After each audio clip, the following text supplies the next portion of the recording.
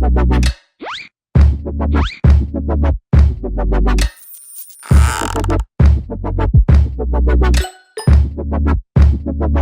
there, Board Game Brody here with Let's Table It, where we get games to the table. This time with Forges of Ravenshire by BA Games. So just so that you know, I have met Sam and Dave, haven't met Ed, part of the team yet. I know one of their brothers, he lives here in town, but I also know the brothers' awesome's parents as well. So Sam or Dave, or maybe it was through their brother Matt, I'm not sure whose efforts it got, to get me this review copy, as I have been waiting to check it out for a long time. I did play the prototype version of it, so the plan was to play this with Matt, their brother, and their parents before doing this video, but busy schedules have been made, and it made it hard. But yes, my goal is to teach this game to their brother and to their parents as well. So here is the game set up on the table. Each player has their own player board where you have your 3 guilds, and you will place tiles in these sections to gain bonuses. For mini players, the bottom is locked until you pay an action token and 1 gold to unlock it. This top area are actions that you can take during the production phase, and then you will track your goods starting with 1 wood, 1 ore, 1 charcoal, 1 steel, and 1 leather. You will have chances to upgrade your forges to make additional steel and charcoal, placing these tiles here on top. The main board has districts where dice are placed, plus slots for dice to make different actions to gain resources. Here is the round track or the season track. The game is 4 seasons long. Here is the reputation track on the bottom. You will be trying to fulfill contracts throughout the game, and you start the game by only being able to fulfill tier 1 contracts, but after passing the 2-star and 3-star areas, you will be able to compete for tier 2 and tier 3 contracts that are worth more as well. And the higher that you get on the reputation track, the more gold that you will be rewarded with at the end of the game. Lastly, on this board are where guild member tiles are located. These are the ones you will be able to add to your board. Players will roll all their dice to begin. So you will start in the gathering phase, where you will take turns performing 2 actions. Placing a die to gain its shown action, and then removing a die to take the actions, as well as placing that die to run one of your guilds to gain more goods or mystics or even more gold. At any time, you have the market exchange, where you can exchange items for others, and you can also use action tokens to do many other actions almost any time on your turn. When placing and taking dice, the color doesn't matter, only the number does, but the color does matter when placing the die down to run that guild. So when you are placing your dice to different districts, your number matters. You'll place dice to gain ore here with the possibility of mithril, wood here with the possibility of getting a dragon scale, leather here with maybe getting a talisman, charcoal here with an ember gem, steel here with the potential of getting an action token, and then here you will be able to recruit a guild member and either gain a good of your choice or a mystic of your choice. Now, when you remove a die, you will gain from the same districts and gain according to the value shown on the die, except you cannot take the same die that you just placed. That die that you removed will then be placed in the matching guild on your player board. This needs to be matching its color without changing its die value, and then you will gain all the listed actions shown in that guild in any order. After you do the gathering phase 3 times, each in a clockwise direction with all the players, you will then move on to the production phase. The production phase is now the right side of your player board, and this phase is simultaneously done with all players being able to make decisions with what they have or need at the same time. First, you will take the 3 dice from your guilds and place them on one of the locations on the production part of your board. With some of these spots, the value doesn't really matter, and with others, it might really matter.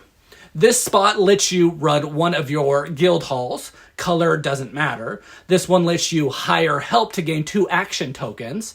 This one allows you to gain ore, goods, mystic, or gold. This one allows you to gain action tokens, reputation, or gold. And then you also have the charcoal kiln, where you can convert wood to charcoal, or the steel foundry, where you can convert ore and charcoal into steel. At any time during this phase, you can complete contracts that you have by using the listed resources on that contract card. And when completing one of these, you can also decide to pay extra to apply a little special finish to it, paying an extra 2 mithril and 1 charcoal, and it will give you a mithril finish, and it will increase your reputation by 1 on the reputation track. Spending 2 ember gems and a charcoal will give you the ember gem finish, and this will give you an extra 5 gold. Or you can do just a normal finish and not pay any additional resources, just what's shown on the card. And you will place the finished contract in the slot of however you decide to finish it, and you can do each finish as many times with different contracts as you would like. After paying the requirements, you will then gain the rewards listed on that card.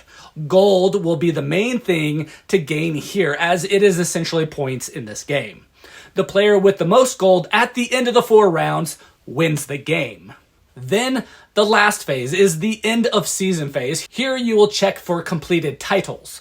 These are cards placed out at the beginning of the game that can give players a direction, something to complete or compete for with everyone else, and it gives you a reward of gold. Any title whose requirements are met gains that listed reward, and the card is tilted sideways. And then from now on, players who complete the requirements after the season it was, first scored in will gain the secondary gold rewards. These titles are like completing certain types of contract cards or some other things that are listed out there. Players will then refresh the board for the next season by discarding the bottom row of the guild members and then moving each row down and place 3 new guild members onto the top row. The current first player will collect all 6 dice on the main board and shake them up, and they will randomly roll 1 at a time and place them in each district. And then the season tracker marker is moved to the next season. And then you will start again. But remember, you have those action tokens now, so those can be used in several ways. First, you can gain a contract card in the gathering phase from the ones shown, or you can take the top card from its deck. You must meet the reputation requirements to take the contract. If taking it from the cards face up, you will replace the spot with a new card, and you will have a hand limit of 3 uncompleted contracts at a time that you can hold. You can also spend an action token to refresh the row of contracts and gain new contracts that are shown.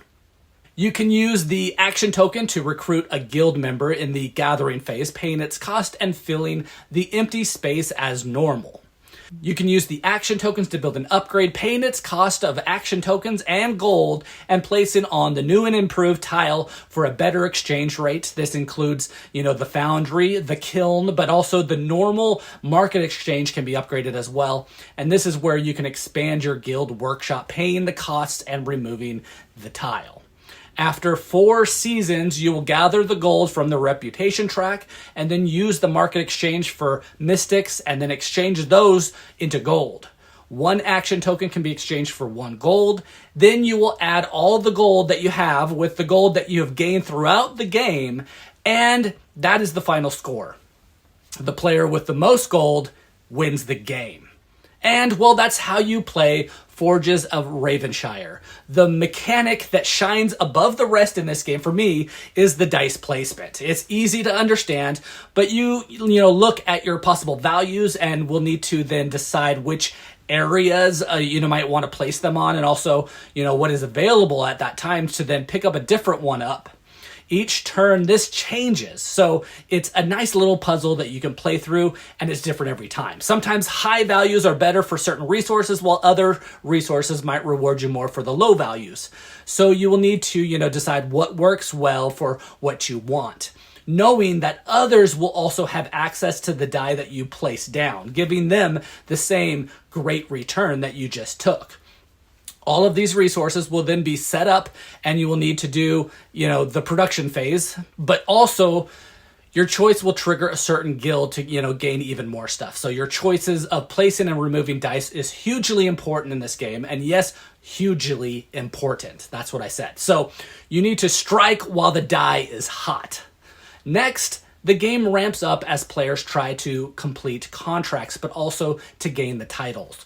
You need to push your market on the reputation track up so that you can, complete better contracts, because those who pay well want the best, and someone with the one reputation is not the best. So you will work that up to get access to those better contracts. But you will also gain bonus actions listed on the track, and it will reward you, with in-game money, which is points in this game as well. So it's not all for nothing, it's all for the in-game points as well. You also can upgrade your production if you're, focusing on making a lot of a certain resource like steel or charcoal, or even, help with getting a better market exchange or gaining more space in a guild to continue to run for all those actions, gaining those over and over again and getting better enhanced benefits. I can tell you they wanted to make sure that this game doesn't go stale with a couple of plays. So there are plenty of a variety of different contracts, different titles that you can play with, different ways to score points, and your focus will change, which will also change your strategy, making it different every time. In addition, you have the different assistant cards, which also gives you, that player something unique. You will also be able to discover and play with their abilities to find something different with the game each time that you play with a different unique ability. The Badger, it gives you a 4th die for the production phase instead of the normal 3. So the Badger's pretty cool. The Raven Broker gives you an extra die, but you can only use 3. So you roll and ignore one of the results that you don't like. Plus, its die triggers any guild when taken during the gathering phase. That's great for everyone playing in the game because they can take it. And when using the Raven die in gathering phase, you gain 2 times as much stuff. The Royal Patron starts you off with an upgraded stuff like your market exchange is upgraded, your charcoal kiln, your steel foundry, and the guild workshop, all for free. The Guild Advisor lets you recruit 2 guild members for free to start the game. And when recruiting guild members, they can go in any spot that you would like. So more flexibility with your guilds. And the Prodigy lets you start with 3 reputation, getting all the benefits from going up on that track. Also, you will draw 3 title cards and choose 1 to keep. Now, you still have to earn it, but you are the only one that has access to earn it at that time. And then when completing a title, you gain 4 additional gold. So again, really fun to mix up with these things. Everyone has a different ability, and it has some great replayability. The game has great strategic depth mixed with some great components. I know Sam wanted, the game to look really good and didn't want to sacrifice a cheap production with his great design. It really matches up well with the looks of it, and the design matches well with what they put into it.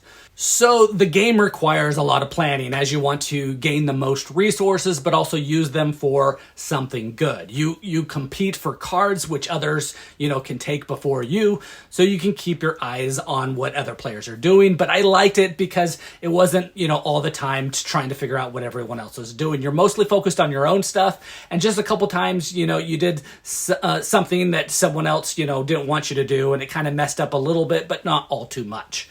The game is a Euro game, which is, drastically different from their first game, but it seems like Sam has played a lot of Euros to know, how things work, because this game works. And really there is no obvious problems with the choices throughout the game. Really the game seems, studied and played through many times. There's not one strategy going forth that's going to bring you home the bacon every single time. So you're going to have to change your strategies. I kind of wanted to see a little, gimmick in the game, but really Euro games, do not usually have little gimmicks, although a good design with a good gimmick, I feel like could, make for a very fun and popular game. But again, this game is all about the dice. Playing one down, and it's, taking what it has for its value and gaining those resources, and then picking one up to also gain its resources and then activating a guild. The guild play is where players will become winners in this game. And again, my little animal friends, this is Brody with Let's Table It, where we get games to the table, like Forges of Ravenshire by BA Games. Brothers, awesome games. If you didn't know, now you know. Please like and subscribe to our channel. We are working hard to bring to you videos like this one, so you know if these games here are ones that you want to get to your own table. and you should get this one to your table.